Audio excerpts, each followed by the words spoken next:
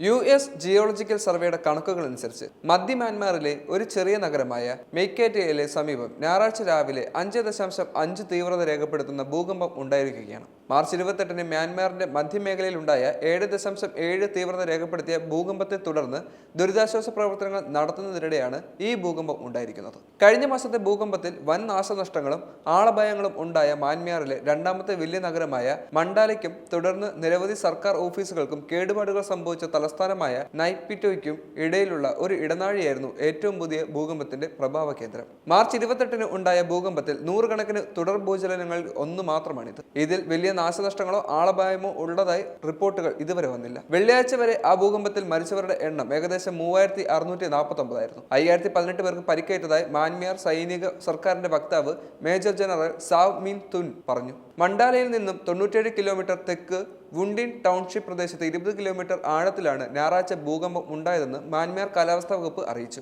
US geological survey 7.7 kilometre ആഴവും ഇതിന് കണക്കാക്കിയിട്ടുണ്ട്. ഭൂകമ്പം വളരെ ശക്തമായിരുന്നതിനാൽ ആളുകൾ കെട്ടിടങ്ങളിൽ നിന്ന് പുറത്തേക്ക് ഓടിയെത്തിയെന്നും ചില വീടുകളിൽ മേൽക്കൂരയ്ക്ക് കേടുപാടുകൾ സംഭവിച്ചതായും വുഡ്വിൻ നിവാസികൾ അസോസിയേറ്റഡ് പ്രസിഡന്റ് പറയുകയും ചെയ്തു. ഏറ്റവും പുതിയ ഭൂകമ്പം അനുഭവപ്പെട്ടിട്ടില്ലെന്ന് നൈപിറ്റോയിലെ ഒരു നിവാസിയും ഫോണിൽ ബന്ധപ്പെട്ടിട്ടുണ്ട്. വിവരങ്ങൾ സൂക്ഷ്മമായി നിയന്ത്രിക്കുന്നതിന് വേണ്ടി ഇഷ്ടപ്പെടുന്ന സൈനിക സർക്കാരിനെ പ്രകോപിപ്പിക്കുന്നത് ഭയന്ന് പേര് വെളിപ്പെടുത്തരുതെന്നും ബന്ധപ്പെട്ടവർ ആവശ്യപ്പെട്ടിട്ടുണ്ട്. മാർച്ച് 28-ലെ ഭൂകമ്പം മൂലമുണ്ടായ നാശനഷ്ടങ്ങൾ മ്യാൻമാറിലെ നിലവിലുള്ള മാനുഷിക പ്രതിസന്ധിയെ കൂടുതൽ വഷളാക്കുമെന്ന് ഐക്യരാഷ്ട്രസഭ കഴിഞ്ഞ ആഴ്ച മുന്നറിയിപ്പ് നൽകി കഴിഞ്ഞു. ആഭ്യന്തര യുദ്ധം ഇതിനകം തന്നെ 3 ദശലക്ഷത്തിലധികം ആളുകളെ മാറ്റി പാർപ്പിച്ചിരുന്നു. ഭൂകമ്പം കാർഷികോൽപാദനത്തെ സാരമായി തന്നെ ബാധിച്ചുവെന്നും ഭൂകമ്പ മേഖലയിലെ നിരവധി മെഡിക്കൽ സൗകര്യങ്ങൾക്ക് കേടുപാടുകൾ സംഭവിച്ചതിനാലോ നശിപ്പിക്കപ്പെട്ടതിനാലോ ആരോഗ്യ അടിയന്തരാവസ്ഥ ഉണ്ടാകുമെന്നും അതിൽ പറയുന്നുണ്ട്. പരമ്പരാഗത പുതുവത്സരം ആഘോഷിക്കുന്ന രാജ്യത്തെ 3 ദിവസത്തെ തിങ്യാൻ അവധി ദിനത്തിന്റെ ആദ്യ ദിവസം രാവിലെയാണ് ഞായറാഴ്ച ഭൂകമ്പം ഉണ്ടായത്. അവധിക്കാല പൊതു ആഘോഷങ്ങൾ ഇതിനകം തന്നെ റദ്ദാക്കുകയും ചെയ്തു. അതുപോലെ തന്നെ മധ്യേഷ്യൻ രാജ്യമായ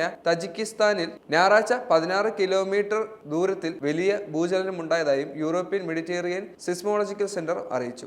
ഇന്ത്യയിലും ഭൂചലന സാധ്യതകൾ പ്രവചിക്കപ്പെട്ടിട്ടുണ്ട്. ഇന്നലെ ഉച്ചയ്ക്ക് 1 മണിയോടെ ജമ്മു കാശ്മീരിൽ നേരിയ തീവ്രതയുള്ള ഭൂകമ്പം ഉണ്ടായതായി ഒരു ഉദ്യോഗസ്ഥനും വ്യക്തമാക്കിയിട്ടുണ്ട്. താഴ്വരയുടെ പല ഭാഗങ്ങളിലും ഭൂചലനം അനുഭവപ്പെട്ടെങ്കിലും ജീവഹാനിയോ സ്വത്തുനാശമോ റിപ്പോർട്ട് ചെയ്തിട്ടില്ല. പാകിസ്ഥാനിൽ 33.63 ഡിഗ്രി വടക്കായി നിൽക്കുന്ന ഒരു സ്ഥലത്താണ് ഇപ്പോൾ തീവ്രത രേഖപ്പെടുത്തിയിരിക്കുന്നത്.